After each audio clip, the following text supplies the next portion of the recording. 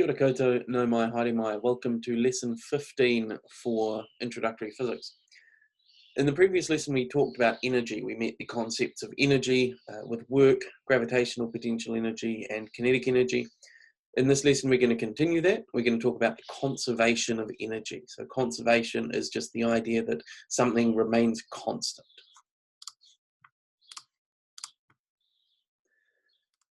So the goals this time are to state and apply the law of conservation of energy, which is our broad goal.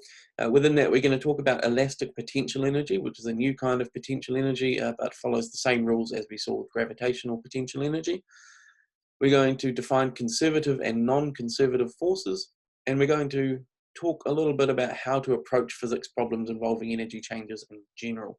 So not as detailed as we did in lesson 10 with force problems, but just a few little extra tips about approaching energy problems. So firstly, conservation of energy. When you do work on an object, the form of the energy is changing. You might be putting in some energy that's coming from a motor, so it might be chemical potential energy, it might be from a spring, so it might be elastic potential energy, as we're going to meet shortly, or it might be from you, and it might actually be biological energy of some form. We're not going to look at all into how energy inside living systems works, because it gets quite complicated. But whatever the form of the energy is, you're converting that and putting it out in some other kind of energy. And that may be into kinetic energy, because you may be increasing you may be accelerating the object, which increases its velocity and thus its kinetic energy. Or it may be a constant velocity scenario, in which case the object's kinetic energy isn't changing, but you have to overcome friction, in which case the energy that you're putting in to the object is actually then being put out by that object into friction, so which is essentially heating up or deforming the surfaces involved. So regardless of what's going on, we have this energy transformation, this change of energy from one form to another. We might change, as I've written here, potential into kinetic or kinetic into potential, but we might also lose some to friction, which is actually turning into thermal energy, but also deformation. We'll study heat and temperature later in this course. We will make reference back to friction, although we won't spend a long time discussing it. The law of conservation of energy is this statement: energy cannot be created or destroyed. That's it. That's the law of conservation of energy. You can transform it from one form into another, but the total amount of energy never changes. And this is true for the entire universe. The amount of energy in our universe is a constant. It cannot change. It can't be created and destroyed. But we can change it. And that means that when we define a system, energy can come into or out of that system. So energy in a system can change if there is work done on that system or by that system. So energy can still come into and out of a system, but you can't create or destroy energy from nothing. So for example, we might define our system as just a ball at rest with no kinetic energy or potential energy. Someone pushes the ball, it now has kinetic energy. So that ball's energy has increased. It's gone from nothing to having something. That's because we did work on it. It's not because we created energy, it's because we transferred energy from outside the system to inside that system. So energy is never actually created. So a big part of understanding energy problems and applying the conservation of energy, therefore, is understanding where energy is stored. Kinetic energy, as we say, it is in the object that is moving. So if an object has a velocity, then it has kinetic energy. It's a property of that object. Elastic potential energy, which we're going to meet shortly, is inside the spring. It's stored in the deformation of the spring. If you squash a spring, you're deforming it. That deformation is storing the energy. Chemical potential energy is in the substance. We're not going to go into chemical potential energy really. We'll mention it briefly when we look at the atomic nature of matter, but again, we won't really discuss it too much. Gravitational potential energy, as we've already talked about, is dependent on the position of the object. Technically, it's stored in the gravitational field, but we haven't discussed those, and we're not really going to. I will mention them. I think you get about a sentence on gravitational fields later on in our section on electric fields. But what we generally do is we treat gravitational potential energy as though it is stored in the object. So when we lift an object 5 meters up, the gravitational potential energy is actually stored in that change in that displacement of 5 meters, that distance between the Earth's center of mass and the object's center of mass. That is where it is actually stored. But that's a very awkward way to say where the energy is. So instead, what we generally do, because the Earth is so big and constant and not really moving, we just say that the energy is stored inside the object itself. That's when we're dealing with a system of a small object on a big planet or a big moon or something. If we were to start talking about two planets and their gravitational potential energy, and we move one of the planets, then it gets a little bit more muddy, but we won't really do that in this course. So for now, for this course, you can just treat the gravitational potential energy as being stored in an object the same way its kinetic energy is. We're now going to work through a dive. So you can see here a person diving off a 10-meter platform. They're not really diving, they're just falling, which is perfect for our discussion because they just step forward. So they initially start pretty much at rest and they just fall 10 meters before they hit the water. We're going to go through and we're going to talk about the energy of this person at each stage. I've estimated their weight to be 65 kilograms, I should say their mass, but I was using everyday terminology of weight. So 65 kilogram person, 10 meters up on that diving board. Firstly, we're going to think about the flow of energy. What's happening to the energy overall? At the top, the diver has gravitational potential energy, but no kinetic because they're at rest. They're just standing on top of the platform. The instant before they hit the water, they have kinetic energy. Do they still have any potential energy though? We're going to have to answer that question. And where does the energy go as they enter the water? We're going to have to answer that question. So we have to think about a couple of things now in order to figure out what happens with the energy. The gravitational potential energy, as we saw in the previous lesson, is determined by how we define our origin. If we define our origin as the instant they touch the water, so that's sea level or water level or ground level, then that would mean that the instant they touch the water, they have no potential energy. And they have 10 meters worth of potential energy, whatever that comes out to, at the top of the diving board. But we could define their position when they're the furthest they go underwater. We could define that as their origin. We could define the bottom of the pool as the origin, or as I said in the previous lesson, we could even define the center of the Earth as the origin for potential energy, which is technically the correct origin. Sorry, I shouldn't say technically the correct. It's technically the position at which you have the least possible gravitational potential energy because you can't get any closer to the center of the Earth than the very center of the Earth. But that's not practical. So we can choose any of those. I'm going to choose the instant they touch the water. That means that their initial gravitational potential energy is 6,370 joules. That's just MGH. It's the work done to raise that person up those 10 meters, which is work, which is force times distance, which is mass times gravity for the force times distance of 10 meters. As the person falls, gravity does work on them. It converts their gravitational potential energy into kinetic energy. The assumption we're going to make in order to solve this problem is that friction is negligible. So there will be air resistance as they fall. We're going to ignore it. We're going to say they never really get fast enough for that to make any real impact. In that case, what is their kinetic energy at the instant they touch the water? Well, all of their gravitational potential energy has been converted into kinetic energy. Their gravitational potential energy is now zero because that's the position we defined it to be zero in.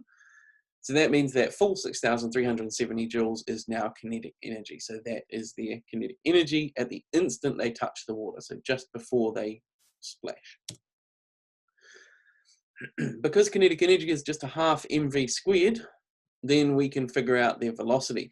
But we never explicitly defined our frame of reference. You'll notice that I just started talking about potential energy. I sort of mentioned an origin. We talked about what we could choose and we figured that out. We never really talked about positive, negative, up, down, left, right, whatever. In this case, we have one-dimensional motion. I'm going to call the water level our origin because we already did that for the potential energy. And so that means that we can have a frame of reference which is one-dimensional because this person is only going up and down, and the origin is at the surface of the water. Because the surface of the water isn't moving relative to the Earth, we can just say that it's our standard sort of Earth frame of reference. The person's initial gravitational potential energy was positive. We called it positive, that was our choice, but that means that we're defining upwards as positive and downwards as negative. So again, I didn't actually explicitly state that. I'm assuming by now that these are the sorts of things you are figuring out in your head as we go along. So this problem, I've sort of done it a bit backwards. I just started talking and then said, hopefully you thought about these things. So hopefully you already thought about the fact that we needed to define a frame of reference in order to do the calculations that we've already done, or calculation singular. So we've already done that definition implicitly. Now I've done it explicitly as well, and that means that we know their velocity is going to be negative because they are falling, their height is decreasing. Because we know their kinetic energy is 6,370 joules, and their velocity is downwards, we can solve for their velocity. Kinetic energy is half mv squared, so v is equal to the square root of 2 times the kinetic energy over the mass. And that is equal to plus or minus 14 meters per second. Hopefully you are familiar with maths that when you do a square root, it is plus or minus. So our result to that square root equation there is actually plus or minus 14 meters per second. The reason I went through that whole discussion about the frame of reference and defining which way was positive and negative and saying that up is going to be positive, down is negative, the reason we did all of that was because the square root is ambiguous. It could be plus or minus. Someone who's moving upwards at 14 meters per second would have the same kinetic energy as someone who's moving downwards as 14 meters per second. That means that we had to know which way they were going to be able to actually state their velocity. So their velocity is 14 meters per second downwards. Right? I haven't written that on that slide. I've just written 14 meters per second. We have to use the assumption. I wrote downwards in that first paragraph. In that second paragraph, I just wrote the velocity magnitude. So I actually only wrote the speed there, 14 meters per second, but we've already said it's going to be downwards. Another way that we could find their velocity is from kinematics. We know the rate of acceleration due to gravity is negative 9.8 meters per second, so downwards. And we can just use the formulas from our kinematic equations. You could use any of them. You could figure out the time taken to fall and then the velocity that way, or you could just use the equation that doesn't have time in it, which is what I've done here, to find that the velocity is 14 meters per second there. Or I should say the speed is 14 meters per second. Because it's a kinematics problem, we know that it's falling downwards due to gravity. Again, that would be a negative 14 meters per second, or you can just state that it's 14 meters per second downwards. Technically, I've done neither of those. So what I've written on that slide is actually technically incorrect. But again, we're discussing it and we know that downwards is negative. And that's exactly the same speed as we got from the energy considerations. And if you include the downwards direction, it's the same velocity as we got from energy considerations. So there's our little summary.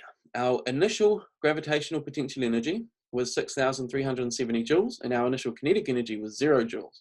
Our kinetic energy final, so just at the instant it touches the water, was 6,370 joules, and our final gravitational potential energy was 0 joules.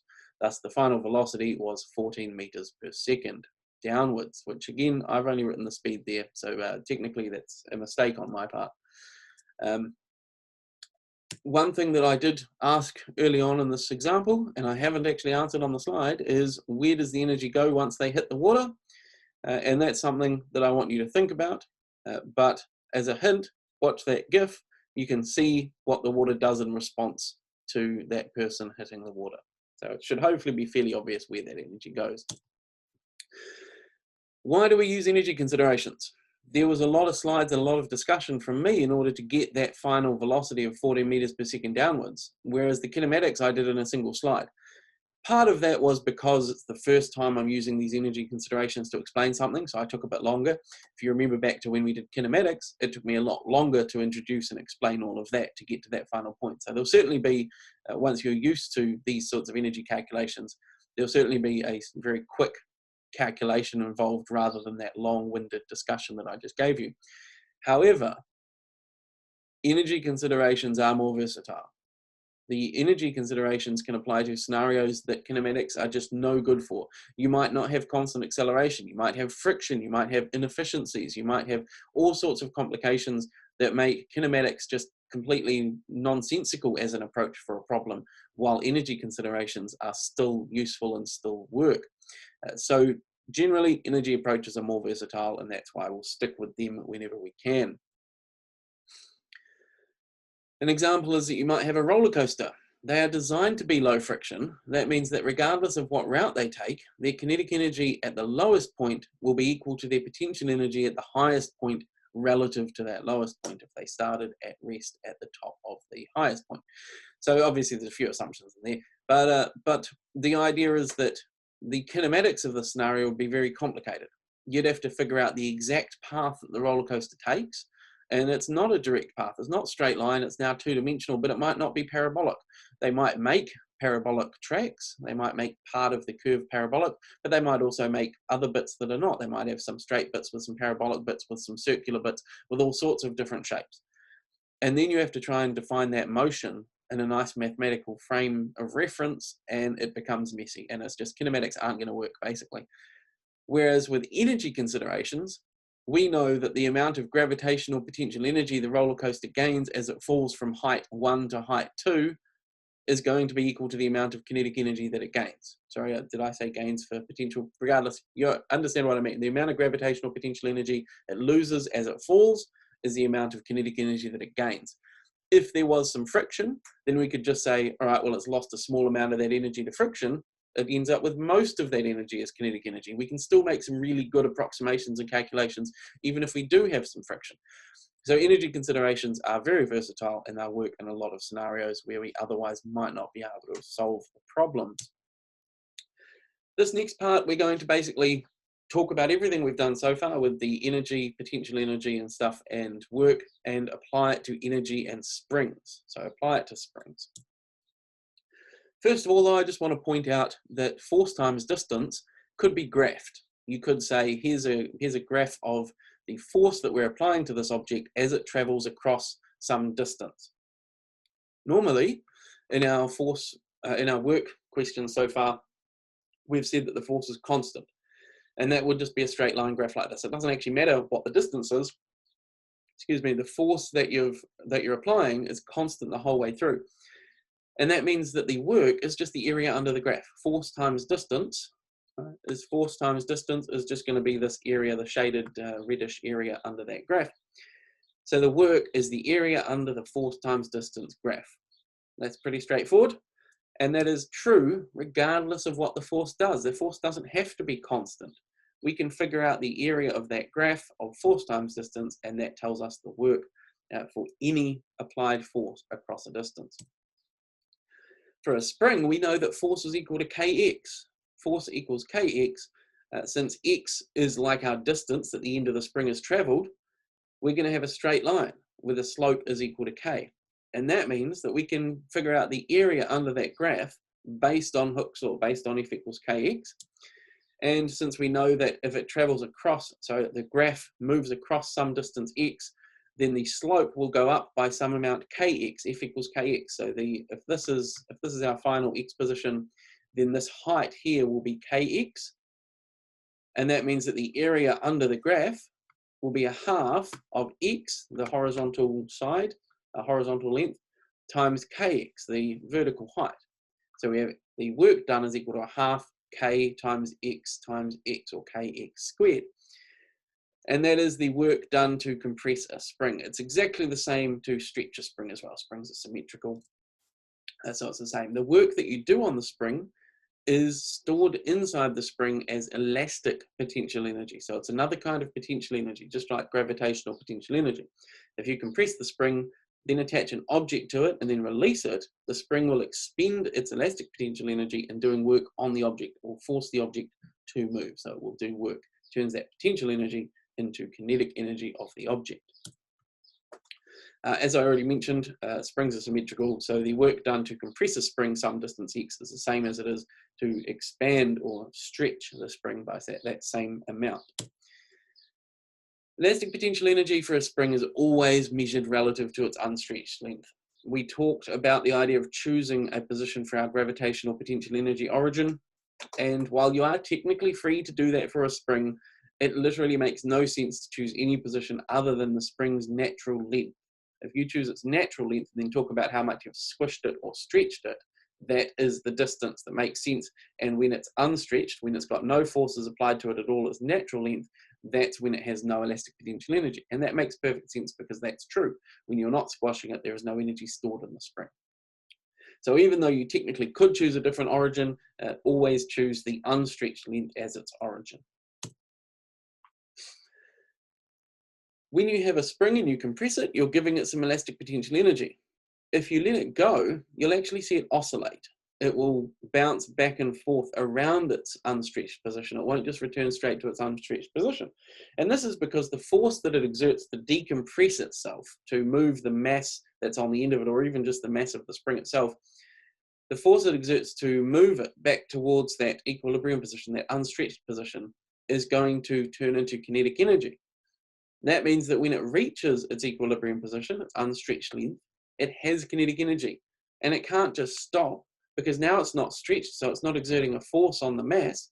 Right? So I'm going to jump to the document camera just to try and explain this a little better, hopefully. So here is the document camera. So you've got a spring, and you've got a mass on the end of it. If you stretch that, squash that, so it's like this, right, and then you release it, it's going to move this way. By the time it gets to the center again, it's now got a velocity this way. But because the spring is back to being its unstretched length, right, there is no force. Net force is equal to 0. That means that the net force being 0 means that we've got no acceleration. So it can't just stop suddenly right there. Instead, it's going to keep moving. And so it's going to go beyond its equilibrium position and it's going to end up stretched out. If it's now stretched out, it now has a force back towards that center again from the spring, pulling it back that way. So it will slow down. It'll end up having no kinetic energy again, but now it's got elastic potential energy in the spring again. Right? And another way that you can hopefully support this idea is by thinking about that conservation of energy. We said that energy can only come in or out of a system if something is doing work on it. If there's no external force here, you'll notice there's nothing else doing work on this. There is just the spring and the mass. If there's nothing doing work, there's nowhere for the energy to go. And energy can't be created or destroyed. So it can't get back to the center where it has a whole bunch of kinetic energy and then just suddenly stop, because that would involve the destruction of that kinetic energy. It would just disappear, and we can't have that. So instead, it overshoots the center, slows down, loses that kinetic energy, but in so doing is turning it back to potential energy, which will then turn back into kinetic as the spring pulls it back towards the center again. And that'll just repeat forever. If there was friction, then the spring could lose some of that energy to friction over time, and it would eventually stop oscillating. This is actually a type of motion called simple harmonic motion, and you don't need to worry about this right now, but you do need to worry about it later on in the course. We are going to come back to this in, I think it's the last section overall, but I'm not certain on that. But we will return to simple harmonic motion. The next part of the lecture is on conservative forces. So this is just a definition, essentially. The person who dove 10 meters down into the water, they lost all the gravitational potential energy. They then climbed back to the top of the tower. Force due to gravity has been acting on them the whole time. It is always doing work on them if their height is changing. They might be doing work on them to cause them to fall downwards, or they might do work against gravity, which is gravity doing negative work on them in order to increase their potential energy as they climb back up. But regardless, it's always there and it's always doing work. When they get back to that 10-meter height, their gravitational potential energy is exactly the same as what it was initially. All the stuff that happened in between is irrelevant in determining that potential energy. And this is what any force that results in this scenario is called a conservative force. So a force which results in the exact same potential energy, anytime the object is back into that exact same position, is going to be conservative. That's what conservative means. It tells us that the path taken doesn't matter. That person could climb up a 20-meter high tower and then back down to 10 meters, and their gravitational potential energy is the same as if they just climbed up the 10 meters to start with. The path that you take is irrelevant. All that matters is that final position relative to your origin, your frame of reference. So that's all that matters. If that's true, then it's a conservative force. Gravity is a conservative force. The springs that we just saw, they are conservative forces as well. The other way to describe it is to think about work done being path independent. The work that person did against gravity is independent of the path they took to get there. They could have gone up a really long, slow ramp, or they could have climbed directly up a vertical ladder, or somewhere in between with a set of stairs. In reality, it just depends on what the climbing options are, obviously. But regardless of the path they take, the work they had to do against gravity didn't matter on that path. The work they had to do against gravity only depended on the total change in height that that person underwent. Since gravitational potential energy is the negative work done on the object by gravity, gravity is a conservative force. It doesn't matter what path you take, they end up with the same gravitational potential energy. As I just mentioned, spring force is conservative. It doesn't matter if you compress the spring, then release it, and then stretch it, or if you just stretch it straight away. The amount of elastic potential energy in the spring is only dependent on its position at that moment, not on its history. It doesn't matter about the path it took. Non-conservative forces are just all the forces where this is not true. So friction is a non-conservative force, because if you push something directly from one point to the other, so that's the red arrow that I've drawn on that green box, if you push it directly from its start position to its end position, the amount of work done against friction is going to be the minimal amount, because you've moved in the shortest possible path. But you could take a different path. You could take a big, long, winding path, for example, that purple circuitous path, and you will have to do a lot more work against friction because you're covering a lot more ground, and you've got more distance, right? And more distance, while friction is constant, means that you're doing more work. So anything that does depend on the path is going to be non-conservative. Potential energy can only be defined for conservative forces. It's only when the position is the only important thing that potential energy even makes sense. You can't define potential energy for frictional force because it doesn't make sense to say that at some point the friction has the potential to do work on something.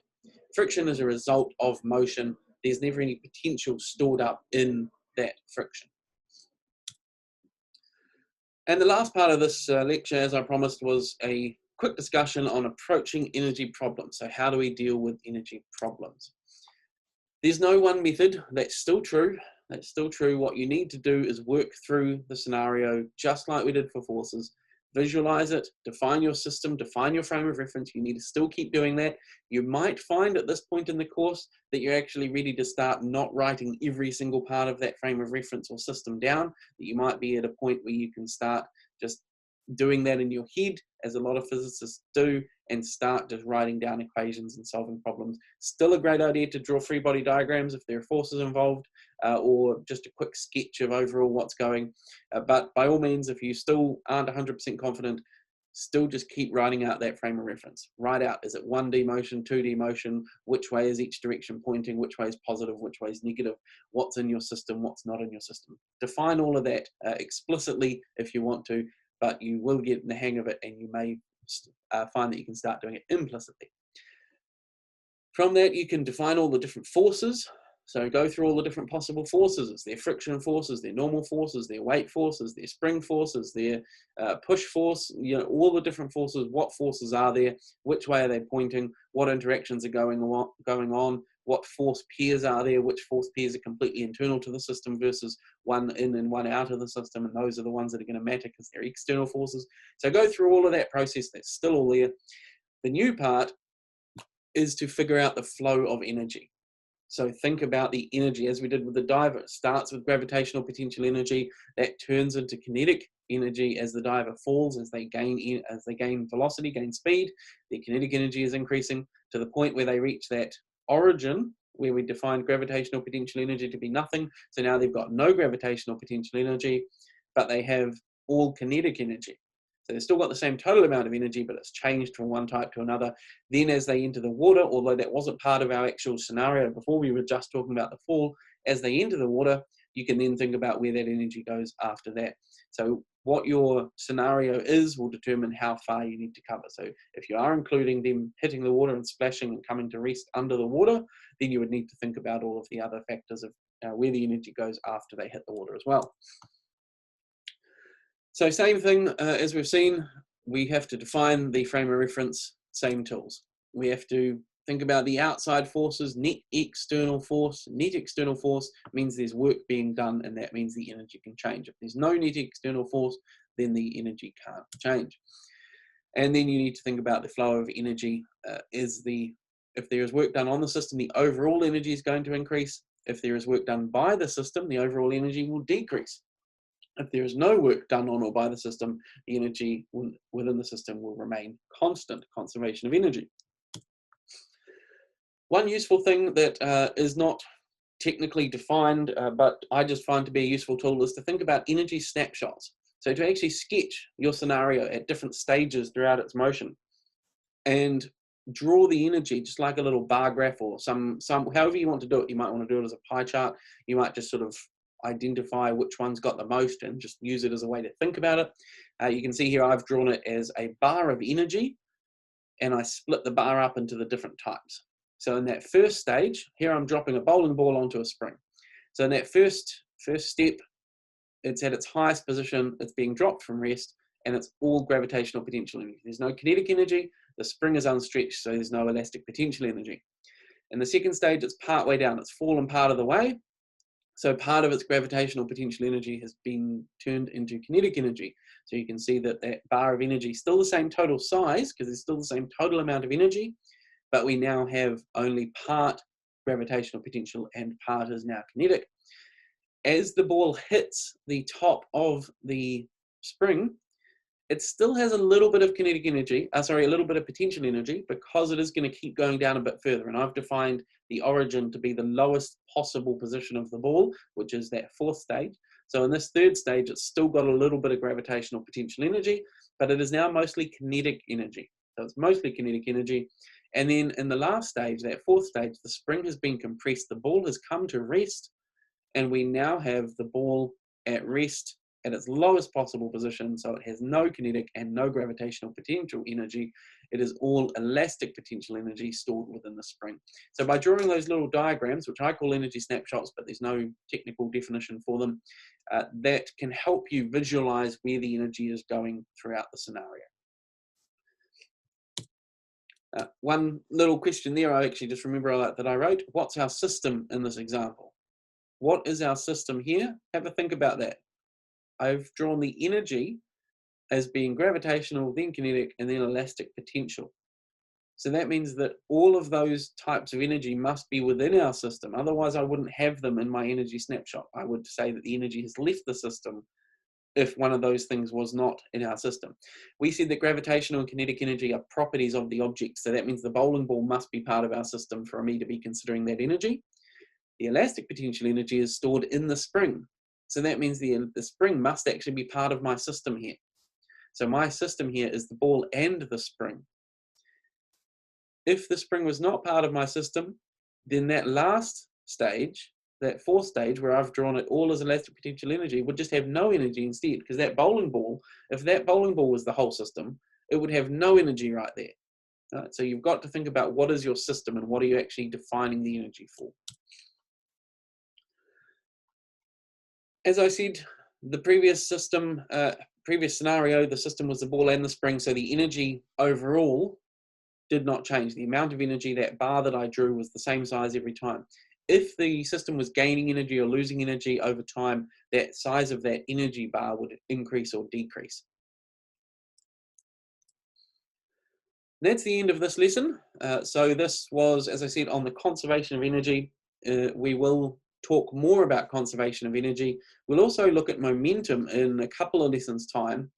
And once we look at momentum, then we're going to open up the world of collisions, which is where we will look at both momentum and energy considerations.